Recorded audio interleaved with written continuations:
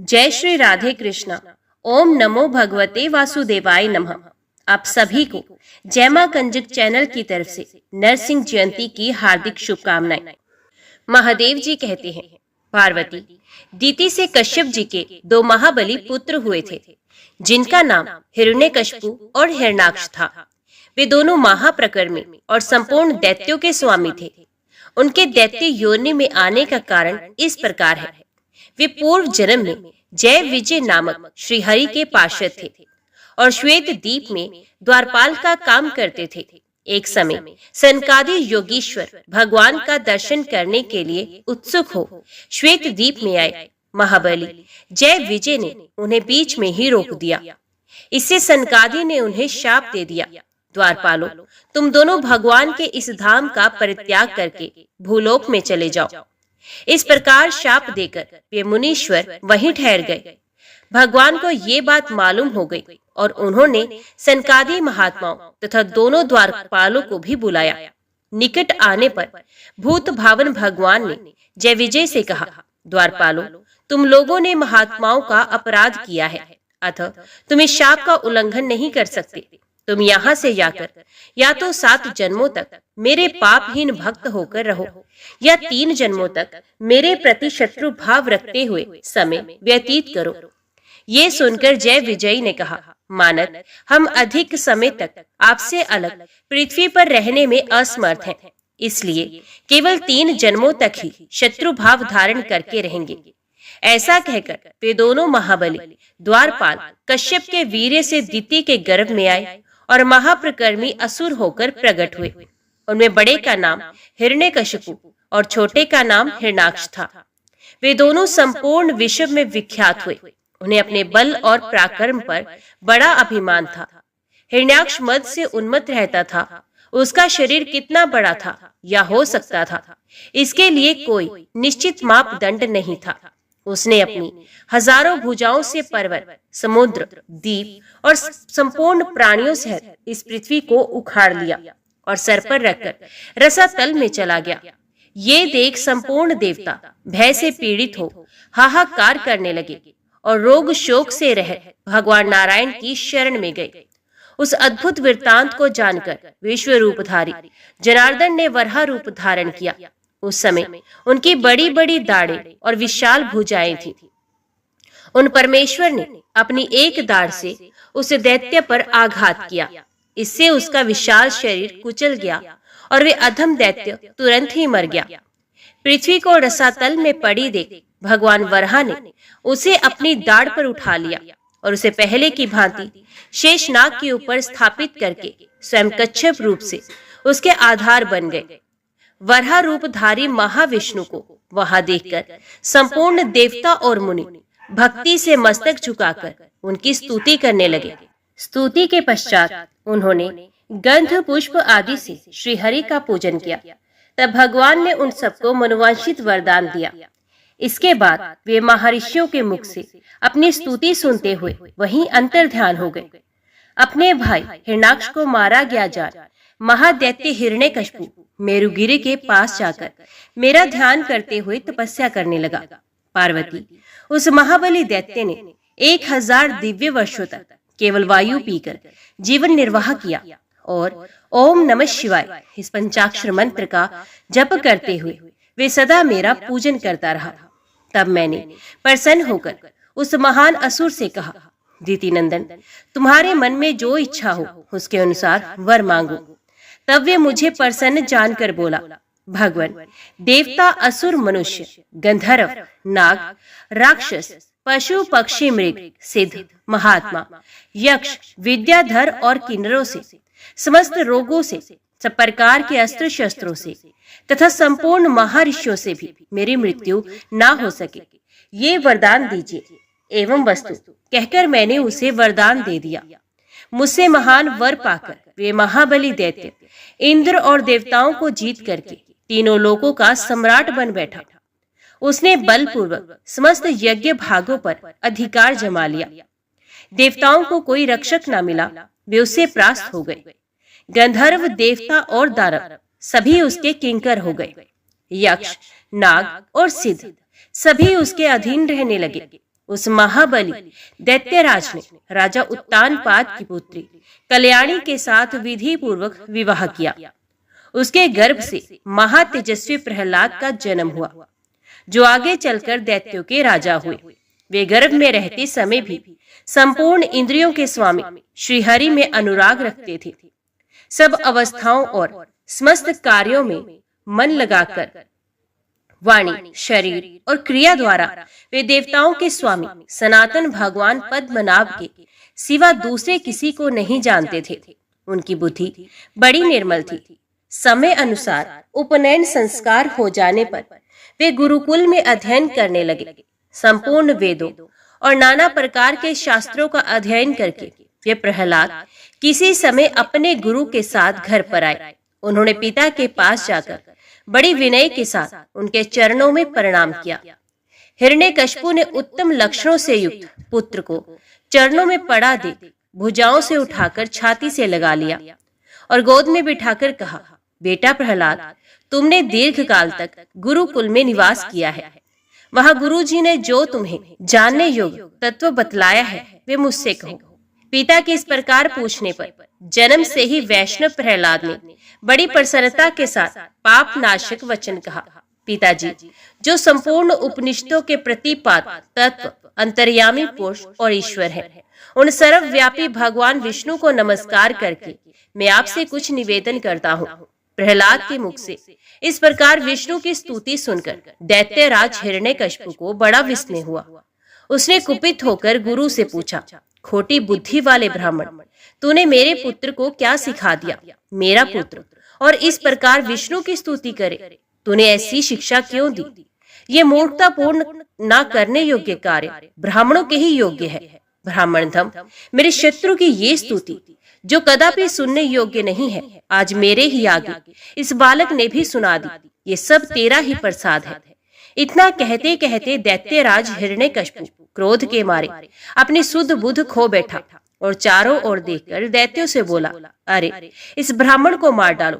आज्ञा पाते ही क्रोध में भरे हुए राक्षस आ पहुंचे और उन श्रेष्ठ ब्राह्मण के गले में रस्सी लगाकर उन्हें बांधने लगे। ब्राह्मणों के प्रेमी प्रहलाद अपने गुरु को बंधते देख पिता से बोले, तात, ये गुरु जी ने नहीं सिखाया है, मुझे तो देवाधिदेव भगवान विष्णु की ही कृपा से ऐसी शिक्षा मिली है। दूसरा कोई गुरु मुझे उपदेश नहीं देता। मेरे लिए तो श्री हरि ही प्रेरक हैं। सुनने, मनन करने, बोलने तथा देखने वाले सर्वव्यापी ईश्वर केवल श्री विष्णु ही हैं। वे ही अविनाशी कर्ता हैं। वे ही सब प्राणियों पर नियंत्रण करने वाले हैं। अतः प्रभु, मेरे गुरु इन ब्राह्मण देवता का कोई अपराध नहीं, इन्हें बंधन से मुक्त कर देना चाहिए। पुत्र की ये बात सुनकर हिरण्यकशिपु ने ब्राह्मण का बंधन खुलवा दिया और स्वयं बड़े विस्मय में पड़कर प्रहलाद से कहा, बेटा, तुम ब्राह्मण के झूठे बहकावे में आकर क्यों भ्रम में पड़ रहे हो? कौन विष्णु है? कैसा उसका रूप है और कहाँ वे निवास करता है? संसार में मैं ही ईश्वर हूँ। मैं ही तीनों लोकों का स्वामी माना गया हूँ।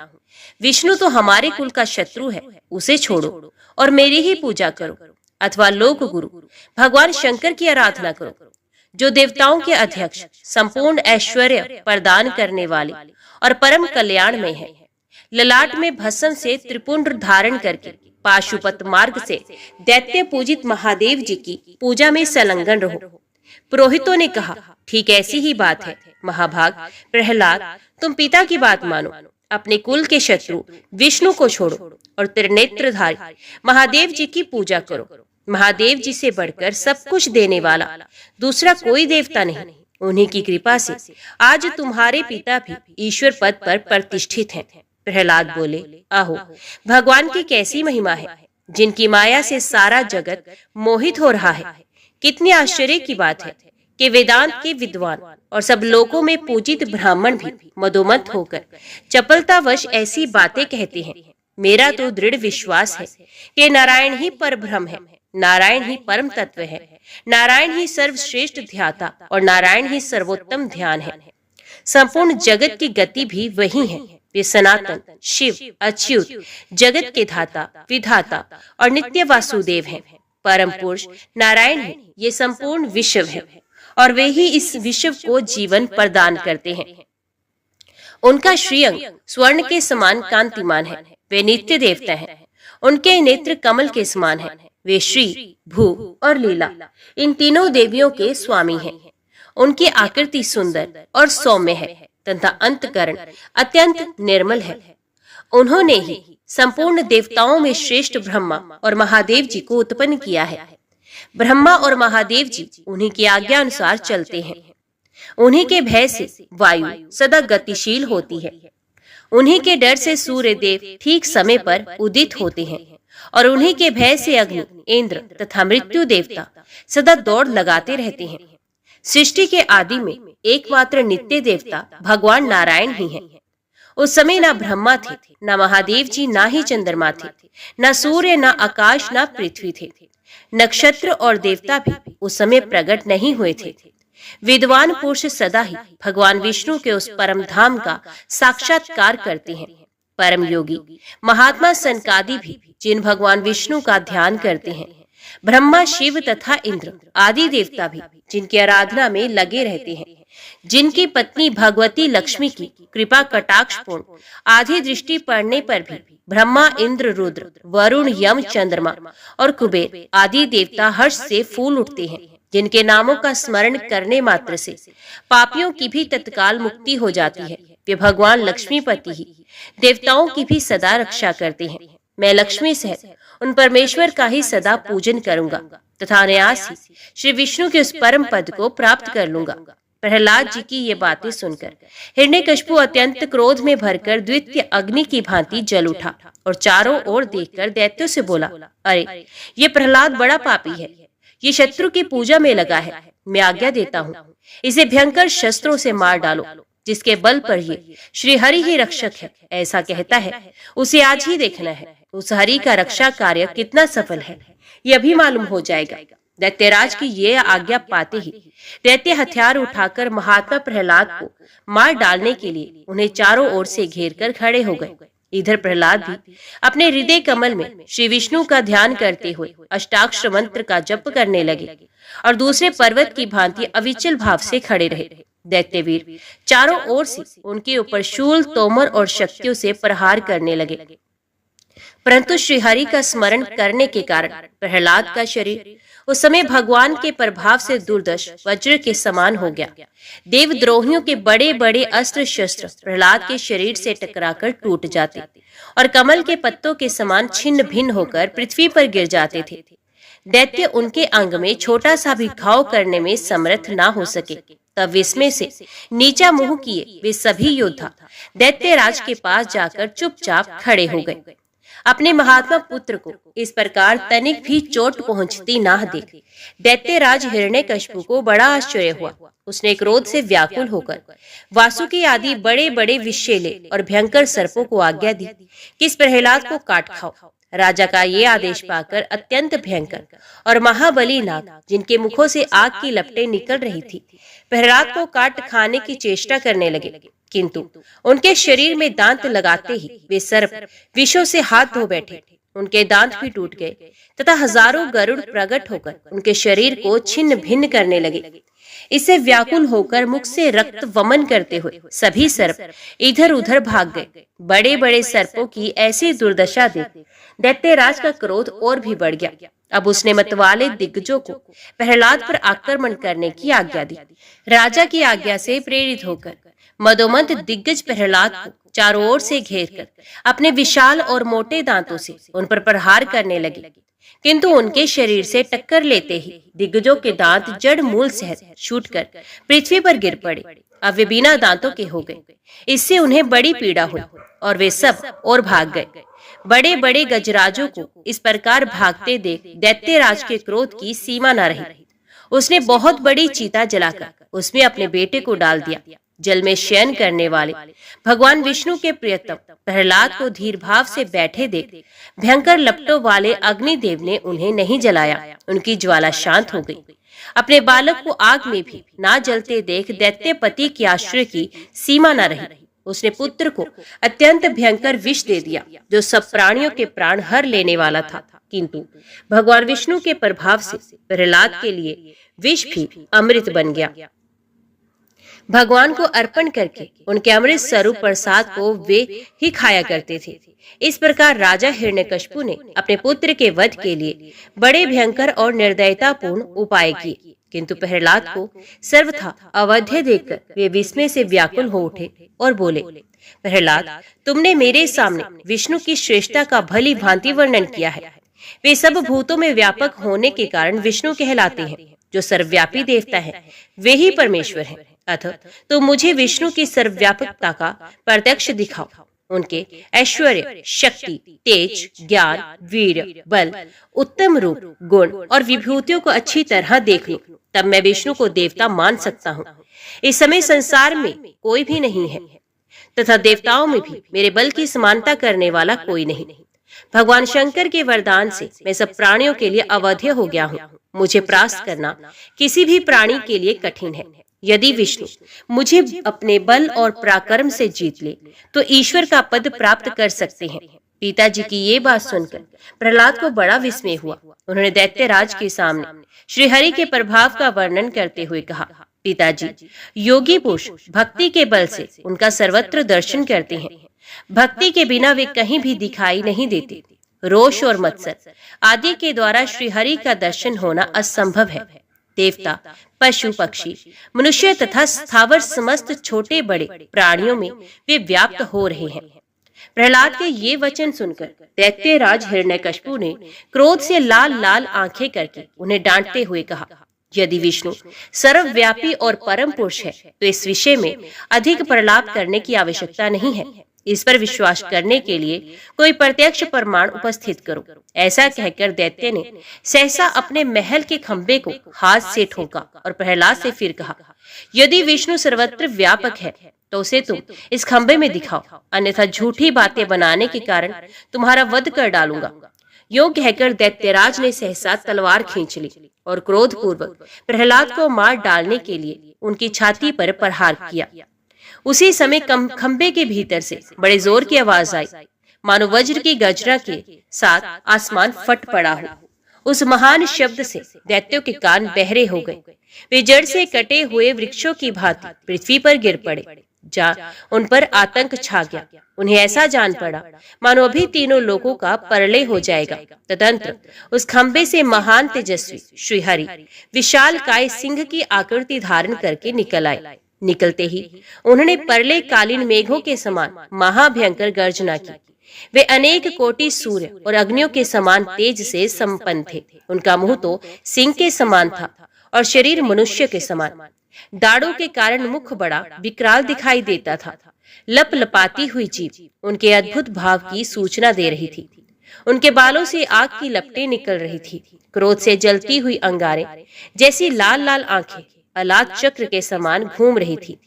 हजारों बड़ी बड़ी भुजाओं में सब प्रकार के अस्त्र शस्त्र लिए भगवान नरसिंह अनेक शाखा वाले वृक्षों से युक्त मेरु पर्वत के समान जान पड़ते थे। उनके अंगों में दिव्य मालाएं, दिव्य वस्त्र और दिव्य आभूषण शोभा पा रहे थे। भगवान नरसिंह संपूर्ण दानवों का संहार करने के लिए वहां खड़े हुए। भयानक आकृति वाले महाबली नरसिंह को उपस्थित देख दैत्यराज हिरण्यकशिपु की आंखों की ब्रोनियां जल उठी। उसका सारा शरीर व्याकुल हो गया और वे अपने को संभाल न सकने के कारण पृथ्वी पर गिर पड़ा। उस समय प्रहलाद ने भगवान जनार्दन को नरसिंह की आकृति में उपस्थित देख जय जयकार करते हुए उनके चरणों में मस्तक झुकाया और उन महात्मा के अद्भुत अंगों पर दृष्टिपात किया। उनकी गर्दन के बालों में कितने ही लोग, समुद्र, द्वीप, देवता, गंधर्व, मनुष्य और हजारों अंडज प्राणी दिखाई देते थे। दोनों नेत्रों में सूर्य और चंद्रमा आदि तथा कानों में अश्विनी कुमार और संपूर्ण दिशा एवं विदिशाएं थी। ललाट में ब्रह्मा और महादेव, नासिका में आकाश और वायु, मुख के भीतर इंद्र और अग्नि, जीवा में सरस्वती, दाढ़ों पर सिंह, व्याघ्र, शर्प और बड़े बड़े सांपों का दर्शन होता था। कंठ में मेरुगिरी, कंधों में महान पर्वत, भुजाओं में देवता, मनुष्य और पशु पक्षी, नाभि में अंतरिक्ष और दोनों पैरों में पृथ्वी थी। रोमावलियों में औषधियां, नखों में संपूर्ण विश्व और निश्वासों में सांगोपांग वेद थे। उनके संपूर्ण अंगों में आदित्य, वसु, रुद्र, विश्वदेव, मरुदगण, गंधर्व तथा अप्सराएं दृष्टि गोचर होती थी। इस प्रकार उन परमात्मा की विभूतियां दिखाई दे रही थी। उनका वक्षस्थल श्रीवत्स चिन्ह, कौस्तुभ मणि और वनमाला से विभूषित था। ये शंख चक्र, गदा, खड़ग और शारंग धनुष आदि अस्त्र शस्त्रों से संपन्न थे। संपूर्ण उपनिषदों के अर्थभूत भगवान श्री विष्णु को उपस्थित देख दैत्य राजकुमार प्रहलाद के नेत्रों से आनंद के आंसू बह चले। उनका सर्वांग अश्रु जल से अभिषिक्त होने लगा। के चरणों में प्रणाम करने लगे। दैत्यराज हिरण्यकशिपु सिंह को सामने आया देख क्रोधवश युद्ध के लिए तैयार हो गया। वे मृत्यु के अधीन हो रहा था, इसलिए हाथ में तलवार लेकर भगवान नरसिंह की ओर दौड़ा।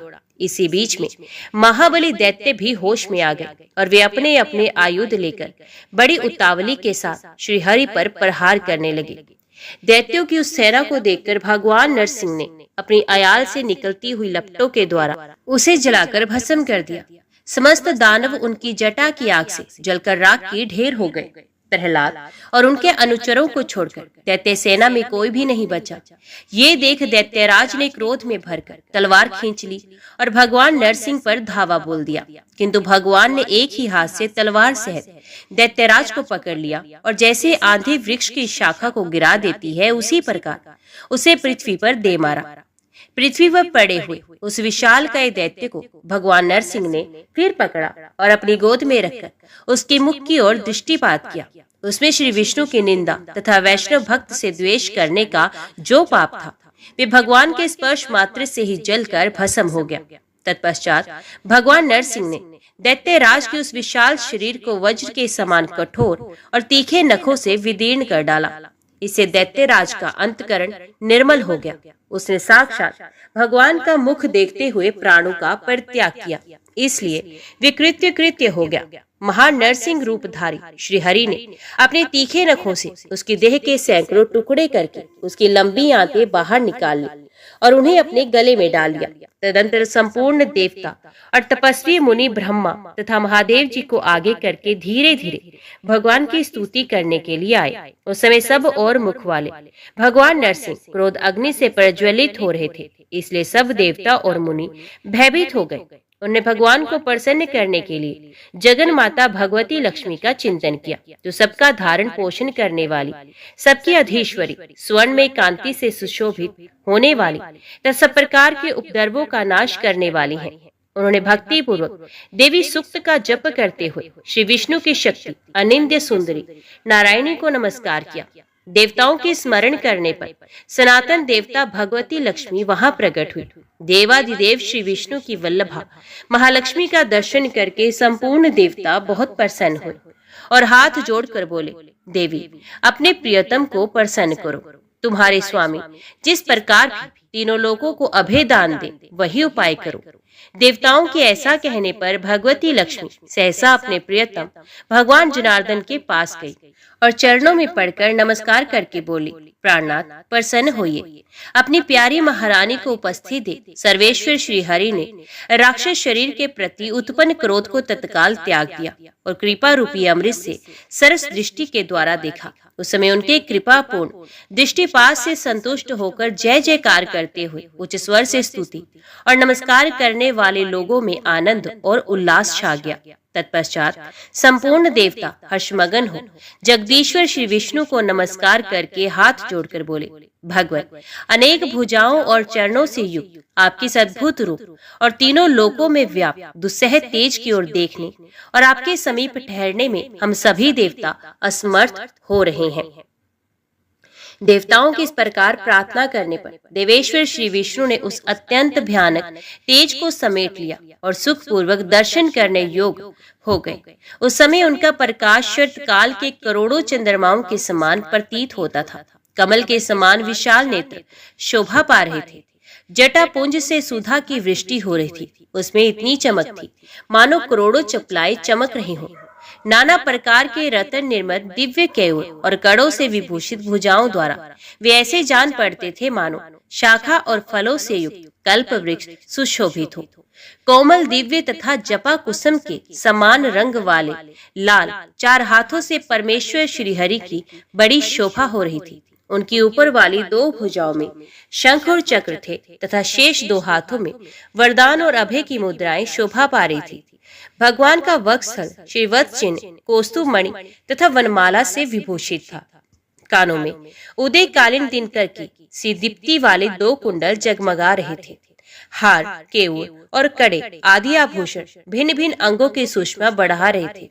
वामांग में भगवती लक्ष्मी जी को साथ ले भगवान नरसिंह बड़ी शोभा पाने लगे। उस समय लक्ष्मी और नरसिंह को एक साथ देखकर देवता और महर्षि मन ही मन बड़े प्रसन्न हुए। उनके नेत्रों से आनंद अश्रु की धारा बह चली, जिससे उनका शरीर भीगने लगा। वे आनंद समुद्र में निमग्न होकर बारंबार भगवान को नमस्कार करने लगे। उन्होंने अमृत से भरे हुए रत्न में कलशों द्वारा सनातन भगवान का अभिषेक करके वस्त्र, आभूषण, गंध, दिव्य पुष्प तथा मनोरम धूप अर्पण करके उनका पूजन किया और दिव्य स्तोत्रों से स्तुति करके बार बार उनके चरणों में मस्तक झुकाया। इससे प्रसन्न होकर भगवान लक्ष्मीपति ने उन देवताओं को मनोवांछित वरदान दिया। तत्पश्चात सबके स्वामी भक्तवत्सल श्रीहरि ने देवताओं को साथ ले प्रहलाद को सब दैत्यों का राजा बना दिया। प्रहलाद को आश्वासन दे देवताओं द्वारा उनका अभिषेक कराकर उन्हें अभीष्ट वरदान और अनन्य भक्ति प्रदान की। इसके बाद भगवान के ऊपर फूलों की वर्षा हुई और वे देवगणों से अपनी स्तुति सुनते हुए वहीं अंतर ध्यान हो गए। तदंतर सब देवता अपने अपने स्थान को चले गए और प्रसन्नता पूर्वक यज्ञ भाग का उपभोग करने लगे। तब से उनका आतंक दूर हो गया। उस महादैत्य के मारे जाने से सबको बड़ा हर्ष हुआ। तदंतर विष्णु भक्त प्रहलाद धर्म पूर्वक राज्य करने लगे। वे उत्तम राज्य उन्हें भगवान के प्रसाद से ही उपलब्ध हुआ था। उन्होंने अनेक यज्ञ दान आदि के द्वारा नरसिंह जी का पूजन किया और समय आने पर वे श्रीहरि के सनातन धाम को प्राप्त हुए। जो प्रतिदिन इस प्रहलाद चरित्र को सुनते हैं वे सब पापों से मुक्त हो परम गति को प्राप्त होते हैं। पार्वती, इस प्रकार मैंने तुम्हें श्रीहरि के नरसिंह अवतार का वैभव बताया है। जय श्री राधे कृष्णा। ओम नमो भगवते वासुदेवाय नमः। अभी श्रवण कीजिए श्री हरि भक्त की कथा। गंडकी के पवित्र तट पर एक गांव में भारद्वाज गोत्रीय भक्त शंकर पंडित का घर था। घर में श्री शालग्राम जी की पूजा थी। बड़े तड़के उठकर भक्त शंकर जी स्नान संध्या से निर्वृत्त हो ठाकुर जी की पूजा में बैठते। विधिवत पूजा करके भगवान का ध्यान करते हुए एक पहर तक एकासन से बैठे हुए षठाक्षर मंत्र का जाप करते, फिर तर्पण करते और बलिवैश्य देव करके घर से बाहर निकलते। गांव के बाहर एक पुराने पीपल के पेड़ के नीचे शिवालय था। शंकर जी सीधे वहां जाकर शिव जी का पूजन करते। शंकर जी अनन्य राम भक्त थे, परंतु शिव और राम में वे भेद नहीं मानते थे, बल्कि शिव पूजा के बिना उनकी राम पूजा अपूर्ण ही रह जाती थी। फिर घर लौटकर भोजन करते और ठीक समय पर पाठशाला पहुंच जाते। गांव में संस्कृत की एक पाठशाला थी। गांव के ठाकुर जगपाल बड़े धार्मिक थे। उन्होंने ही इस पाठशाला की स्थापना की थी। 10 विद्यार्थियों के भोजन का प्रबंध था। 15 दिन का सीधा प्रत्येक अमावस्या और पूर्णिमा को ठाकुर के घर से आ जाता। जगपाल जी के मरने के बाद उनके लड़के कुशपाल गांव के ठाकुर हुए। ये स्वभाव से अश्रद्धालु थे, विलासी भी थे, परंतु पिता की स्थापित की हुई पाठशाला को उठाने की इनकी हिम्मत नहीं होती थी। छोटे भाइयों का, गांव के लोगों का और खास करके बूढ़ी माता का डर था। जगपाल जी के जमाने में शंकर शर्मा जी का जो आदर था वे तो अब नहीं रहा, परंतु उनके काम में कोई दखल भी नहीं देता था। 7 रुपए मासिक और रोज एक सीधा उन्हें मिल जाता था। सदा के नियम अनुसार शाम को संध्या करने के समय से 1 घंटा पहले शंकर जी पाठशाला से चल देते और गांव के बाहर तालाब पर जाकर शौच स्नान संध्या और शिव पूजन करते। रात पर घर लौटते। उनके सारे काम घड़ी के कांटे की तरह नियमित होते। भक्त शंकर जी बड़े ही विश्वासी, सदाचारी, सात्विक प्रकृति के संतोषी ब्राह्मण थे। वे झूठ बोलना और दंभ करना नहीं जानते थे। खुशामद करने की कलुषित कला से भी सर्वथा अनभिज्ञ थे। सरल और स्पष्ट भाषी थे। नियमित कार्य और भगवान का भजन यही उनका दिन भर का काम था। पत्नी रमाबाई भी बड़ी साध्वी थी। एक पुत्र था जो गांव से दूर एक शहर में पंडिताई का काम करता था। वे भी बड़ा साधु स्वभाव था। माता जीवित रही तब तक तो कुछ संकोच था। उसके मरने पर कुशल पाल ने स्वतंत्र होकर विलासिता में अपने हिस्से का सब धन फूंक डाला। अब उसकी गीत दृष्टि भाइयों के धन पर थी। वे तरह तरह के उपाय सोचने लगा। कुशल पाल के तीनों बेटे भाई शंकर पंडित पर बड़ी श्रद्धा रखते थे। शंकर पंडित बिना काम कभी किसी के घर नहीं जाते थे, परंतु पिता के द्वारा विशेष रूप से आदर पाए हुए शंकर पर उन लोगों का बड़ा विश्वास था। इसका एक कारण ये भी था कि जगपाल मरते समय कह गए थे कि शंकर पंडित जैसे महात्मा अपने गांव में और कोई नहीं है। इनकी भक्ति करना और इन्हें मुझसे बढ़कर समझना। कुशल पाल को छोड़कर शेष तीनों भाई पिता के इन वचनों को भूले नहीं थे। कुशल पाल ने एक जाल सोचा। उसने पिता के नाम से एक झूठा दस्तावेज बनाया। बड़ी खूबी से उस पर जगपाल के हस्ताक्षर भी बना लिए। पिता के हस्ताक्षरों की उसने ऐसी निपुणता से नकल की कि देखने वालों में किसी को भी ये संदेह नहीं हो सकता था कि ये हस्ताक्षर जगपाल का नहीं है। उस दस्तावेज में 15 लाख के सोने में 3 हिस्से कुशलपाल को दिए गए थे और एक हिस्से में छोटे तीनों लड़कों के लिए 3 भाग करने की बात थी। जगपाल को सूर्य की उपासना करने से एक नींव में 15 लाख का सोना मिला था। उसमें से 10 लाख रुपए से सूर्य भगवान का एक सुंदर मंदिर बनाने का उनका विचार था और 5 लाख रुपए अपने घर के काम में लेने का। परंतु इस मनोरथ के पूरा होने के पूर्व ही उनका देहांत हो गया। 15 लाख का सोना यूं ही पड़ा रह गया। इन बातों का शंकर पंडित को पूरा पता था। चारों लड़के भी इसको जानते थे और कुशल पाल को छोड़कर जगपाल के शेष तीनों लड़के चाहते भी थे कि मंदिर जल्दी बन जाए, परंतु कुशल पाल टालता जाता था। एक दिन जब भाइयों ने बहुत जोर दिया तब कुशल पाल ने कहा, भाई सच्ची बात तो ये है कि पिताजी को मरते समय विचार बदल गया था। उन्होंने मंदिर बनवाने की इच्छा छोड़कर सारा सोना मुझे देना चाहा था, परंतु जब मैंने नहीं लिया और कहा कि या तो मंदिर ही बने या मेरे भाइयों को बराबर हिस्सा मिले, तब उन्होंने एक दस्तावेज मुझको लिख के दिया। वे मेरे पास है। बड़े भाई की इस बात को सुनकर उन्हें बड़ा आश्चर्य हुआ। वे भाई के स्वभाव को जानते थे, इसलिए उन्हें पूरा विश्वास नहीं हुआ। उन्होंने दस्तावेज देखना चाहा। उसने लाकर दिखला दिया।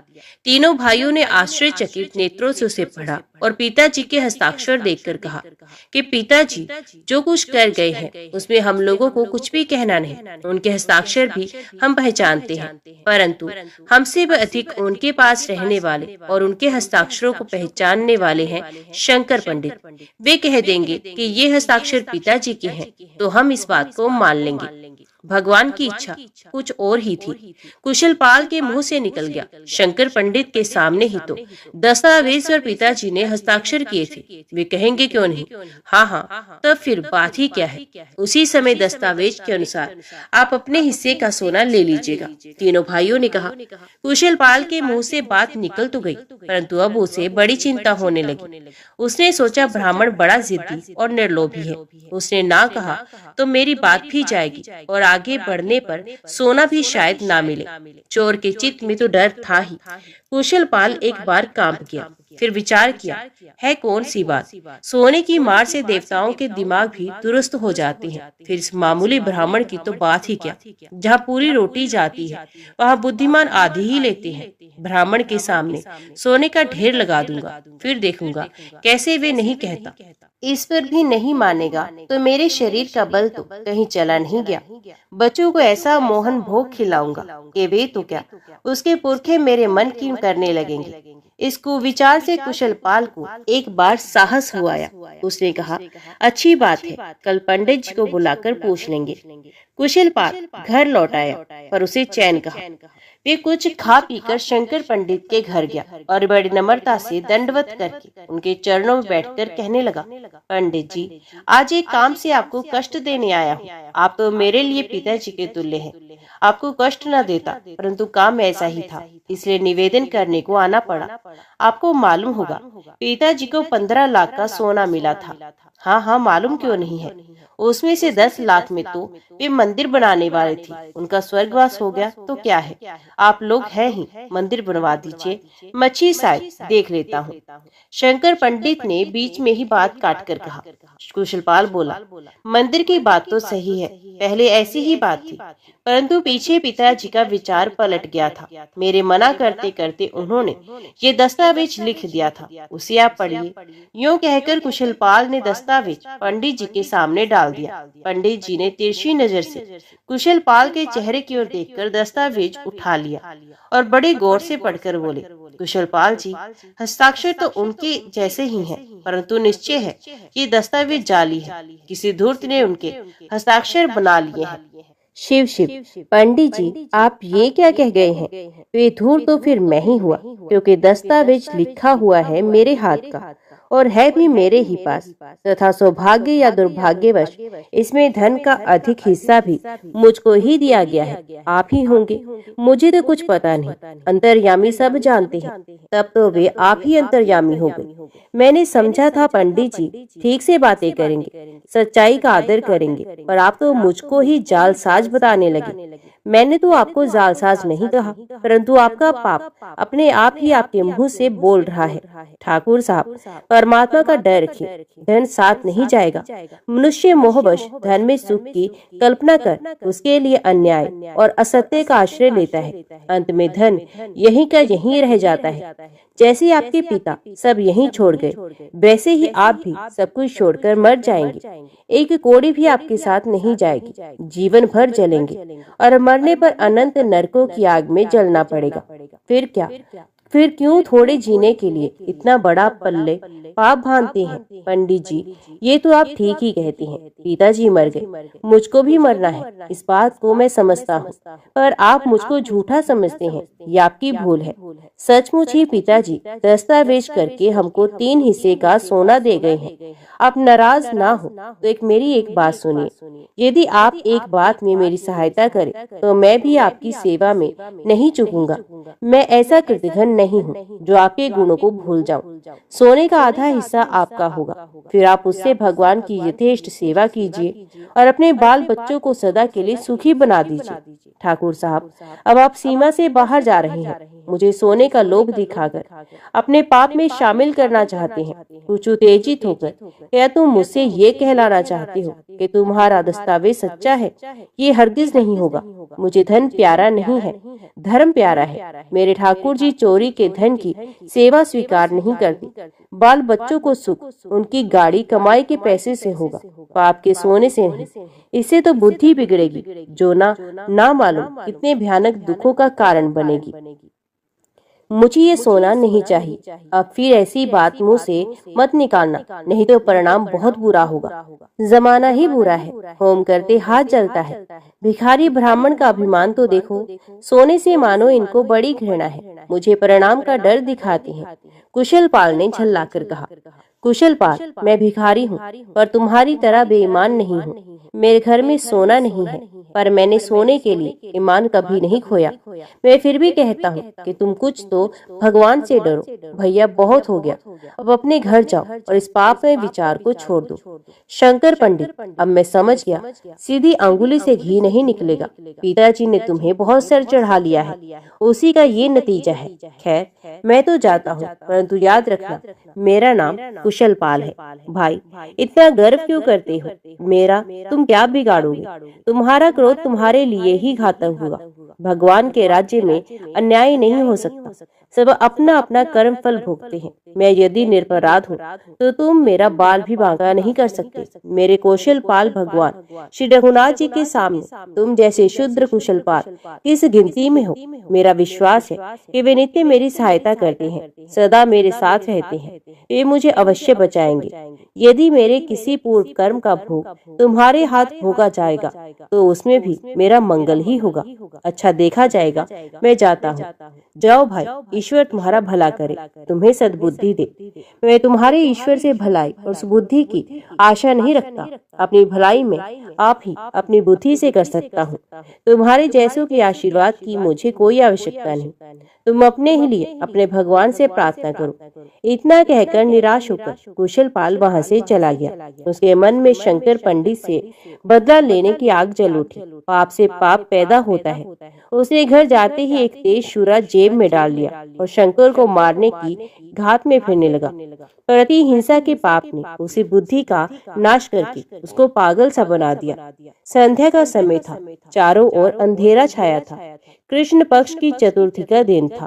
सुनसान जंगल का रास्ता है। इधर उधर सियार हुआ हुआ कर रहे थे। दूर से कुत्तों का भौंकना सुनाई देता है। शंकर पंडित सदा की तरह भगवान के पवित्र नामों का गान करते हुए निश्चिंत मन से शिवजी के मंदिर से घर लौट रहे थे। अचानक कुशलपाल ने उनका हाथ पकड़ लिया और छुरा छाती में भोंककर वे भाग चला। शंकर पंडित के हृदय से खून बहने लगा और वे हाय राम हाय रघुवर कहते हुए बेहोश होकर गिर पड़े। दूसरे ही क्षण उन्होंने देखा वे किसी बड़े ही सुर में दिव्य बगीचे में हैं। पास ही सुंदर जल का विशाल सरोवर है, जिसके चारों ओर नाना प्रकार के विचित्र और सुगंधित पुष्प खिल रहे हैं। अनेक दिव्य पक्षी अपनी सुंदर स्वर्गीय भाषा में गान कर रहे हैं। चारों ओर अनोखा प्रकाश छाया है। विशाल पीपल का एक सुहावना वृक्ष है। उसी के पास एक मनोहर सिंहासन पर भगवान श्री राम जनक नंदनी श्री सीता जी सहित अपने दिव्य वस्त्र अलंकारों से विभूषित विराजमान है। श्री भगवान की मनोहर छवि देखते ही बनती है। श्री लक्ष्मण और भरत चवर डुला रहे हैं। शत्रुघ्न हाथ में जल की झारी लिए खड़े हैं। हनुमान जी भगवान के चरण दबा रहे हैं। सामने दोनों ओर भक्तों की और संतों की सुंदर पंक्तियां हैं। सभी बड़े सुंदर स्वरों में भगवान श्री रघुनाथ जी का स्तवन कर रहे हैं। शंकर पंडित इस मनोहर और दुर्लभ दृश्य को देखकर कृत्य कृत्य हो गए।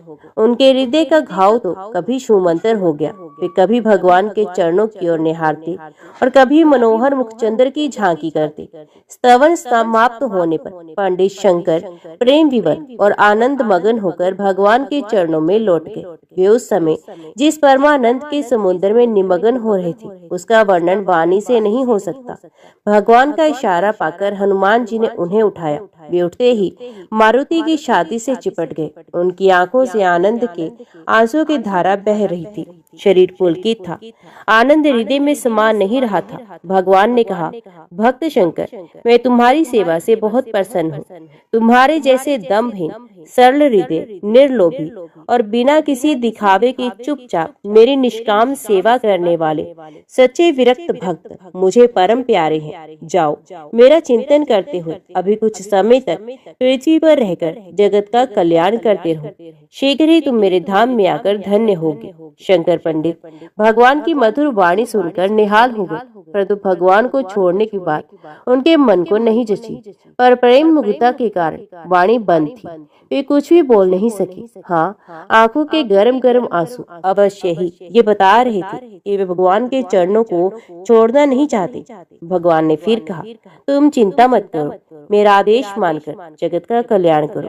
भगवान का इतना कहते ही वे सारा दृश्य आंखों के सामने से हट गया। शंकर पंडित ने अपने को उसी सुनसान जंगल में पड़ा पाया, परंतु वे अब होश में थे और उनका घाव बिल्कुल अच्छा हो चुका था। भगवान की दया पर मुग्ध हुए शंकर पंडित उठे और उस महान दुर्लभ दृश्य का मधुर स्मरण करते हुए घर की ओर चल पड़े। थोड़ी ही दूर चले थे कि उन्हें कुशलपाल को जमीन पर पड़े दिखा। उसके मुंह से खून बह रहा था। चांदी के उजाले में उसकी ये दुर्दशा देखकर शंकर पंडित के मन में बहुत दुख हुआ। शंकर ने उसको उठाया और पास के कुएं से जल लाकर उसका खून धोया और धीरे धीरे उसे होश कराया। कुशलपाल शंकर पंडित को देखकर एक बार तो डरा, परंतु पीछे वे आनंद में भर गया। वे चरणों में गिर पड़ा और बोला, पंडित जी, मैं बड़ा ही नीच अभागा हूँ। जीवन भर मैंने पाप किया, सब धन फूंक दिया। अंत में धन के अभाव में मेरी नीच मति हो गई। मैंने झूठा दस्तावेज बनाया, लोभवश उस पर पिताजी के जाली हस्ताक्षर बनाए और फिर भाइयों से कहा कि पंडित जी के सामने ही पिताजी ने हस्ताक्षर किए थे। मेरे साधु स्वभाव के तीनों भाइयों ने इस पर विश्वास करके कहा कि पंडित जी कह देंगे तो हम आपको 3 हिस्से का सोना भी दे देंगे। मैं इसी उद्देश्य से आपके पास गया था और लोभ दिखाकर, डरा धमकाकर आपसे झूठी गवाही दिलवाना चाहता था, परंतु आप शुद्धांतकरण होने से मेरी जालसाजी पहले से ही जान गए। आपने दया करके मुझको समझाया, परंतु मैं पाप बुद्धि उल्टा आप पर क्रोधित होकर चला गया। फिर तो मैंने जो नीच कर्म किया वे आप जानते ही हैं। मैं आपको छुरा मारकर भागा। तुरंत ही मुझे ऐसा दिखाई दिया मेरे पीछे 2 बड़े भयंकर पुरुष आ रहे हैं। मैं डर गया। उन्होंने मुझे पकड़ लिया और कहा, नराधम, तुझको हम अभी मार डालते हैं और सीधे नरकों में पहुंचाएंगे। परंतु क्षमाशील शंकर पंडित बड़े ही भक्त हैं। वे हृदय से तेरा कल्याण चाहते हैं, तो उनके आशीर्वाद से सुरक्षित है। हम लोग उनके विपरीत कुछ कर नहीं सकते, इसलिए तुझे थोड़ा सा ही दंड देकर छोड़ देते हैं। खबरदार, अब तो द्वेष और लोभ को छोड़कर पवित्र हो जा, नहीं तो आगे बड़ी दुर्दशा होगी। इतना कहकर उनमें से एक ने बड़े जोर से मेरे सर में एक घूसा जमा दिया। उस समय मुझे जो भयानक पीड़ा हुई उसे मैं ही जानता हूँ, परंतु उन्होंने ऐसा करके मुझ पर बड़ी ही कृपा की। उस मार से मेरा मन शुद्ध हो गया। मैं अपने किए पर पश्चाताप करने लगा। मुझे अपने भाइयों से बेईमानी करने का, सूर्य मंदिर का धन हड़पने की इच्छा करने का तो दुख था ही, सबसे बड़ा दुख मुझे आपको मारने का था। मैंने समझा था कि आपके प्राण बचे नहीं। मैं इसी अनुताप की आग से जलता जलता उस घोर पीड़ा को सहता रहा। पिताजी के समय लड़कपन में सुनी हुई एक कथा मुझे याद आ गई। एक बार भगवान ने अपने पार्षदों से कहा कि जो मेरी पूजा करता है परंतु मेरे भक्त का अपराध करता है, वे मानो मेरे पैरों को पूजता हुआ मेरे गले पर छुरी चलाता है। ऐसे पुजारी को घोर नरक यंत्रणा भोगनी पड़ती है। इसके बाद ही मेरे मुंह से खून बहने लगा और मैं बेहोश हो गया। बेहोशी में मैंने जो जो भयानक दृश्य देखे, लोभी, दंभी, दुराचारी, हिंसक और भगत देशियों की जैसी जैसी भयानक दुर्दशाएं देखी तथा स्वयं भी जो घोर यंत्राएं सही, उनको याद करके अब भी मेरा कलेजा कांप रहा है। परंतु ये सब देखकर और सहकर मैं पवित्र हो गया। मैं अब आपकी कृपा से होश में हूँ और मेरी सारी पीड़ा मिट गई है। आपकी कृपा से भगवान का ये परम अनुग्रह मुझे प्राप्त हुआ। अभी आपको स्वस्थ देखकर तो मेरे हृदय में आनंद समान ही रहा। बतलाइए, आपके प्राण कैसे बचे? कुशलपाल की करुण कहानी सुनकर शंकर पंडित आनंद मगन हो गए। भगवान की दया देखकर उनका हृदय कृतज्ञता से भर गया। उन्होंने सोचा, भगवान कब किस पर किस तरह दया करते हैं वे कोई नहीं जान सकता। इस बेचारे कुशलपाल की दुर्बुद्धि को दयामय भगवान ने क्षणों में ही कैसे हर लिया। दुख की तो बात इतनी ही है कि मेरे कारण इसको इतनी पीड़ा सहनी पड़ी। यो सोचते हुए शंकर पंडित ने कहा, भाई कुशलपाल, मेरे अपराध को क्षमा करना। मेरे कारण तुम्हें बड़ी सांसद सहनी पड़ी। अब तुम्हारा हृदय पवित्र हो गया। ये भगवान ने तुम पर बड़ी कृपा की। मैं तो तुम्हारा बड़ा ही उपकार मानता हूँ। तुम मुझे शूरे से नहीं मारती तो मैंने जो भगवान के झांकी का पार आनंद प्राप्त किया वे नहीं प्राप्त होता। तुम ही मुझे भगवान के धाम का दर्शन कराने में प्रधान कारण हो। मैं तुम्हारे इस उपकार का बदला कैसे चुकाऊं? इतना कहकर शंकर पंडित गदगद होकर रोने लगे। कुशलपाल पुण्य चरणों में गिर पड़ा और उनकी चरण धूलि को मस्तक पर चढ़ाकर बोला, भगवान आप धन्य है। मैं से हृदयवान पुरुष के चरणों में गिर पड़ा हूँ, इसलिए मैं भी आज धन्य हो गया। पर आप मुझ पामर से क्षमा चाहते हैं और मेरा उपकार मानते हैं, ये आपकी तो परम साधुता है। परंतु मैं नीच इन शब्दों को सुन रहा हूँ। मेरी कितनी अधमता है। पृथ्वी भी नहीं फट जाती कि मैं उसमें समा जाता। मुझ पर वज्रपात नहीं हो जाता। भगवान, मैं महापापी नीच नारकी जीव हूँ। आप कृपा कर मुझे अपनाइए, अपना शिष्य बनाइए। यो कहकर कुशलपाल बड़े जोर जोर से पुकार पुकार कर रोने लगा। सच्चे पश्चाताप, भगवत कृपा और संत की शुभ भावना से उसका अंतःकरण परम शुद्ध हो गया। शंकर पंडित ने उसे उठाकर हृदय से लगा लिया और सच्चा अधिकारी जानकर उसे भगवान राम का षडक्षर मंत्र देकर कृतार्थ किया। कहना नहीं होगा कि उसी क्षण से कुशलपाल का जीवन भी पलट गया। उसने सारा धन भाइयों को दे दिया, अपने उससे कुछ भी संपर्क नहीं रखा। भाइयों ने पिताजी के इच्छा अनुसार 10 लाख के सोने से मंदिर बनवा दिया और शेष 5 लाख भी धर्म कार्य में लगा दिया। कुशलपाल का जीवन भजन में हो गया और अंत में शंकर पंडित से वे भगवान के परम धाम साकेत लोक को पहुंचकर तीर्थार्थ हो गया। जय श्री राधे कृष्ण। ओम नमो भगवते वासुदेवाय नमः।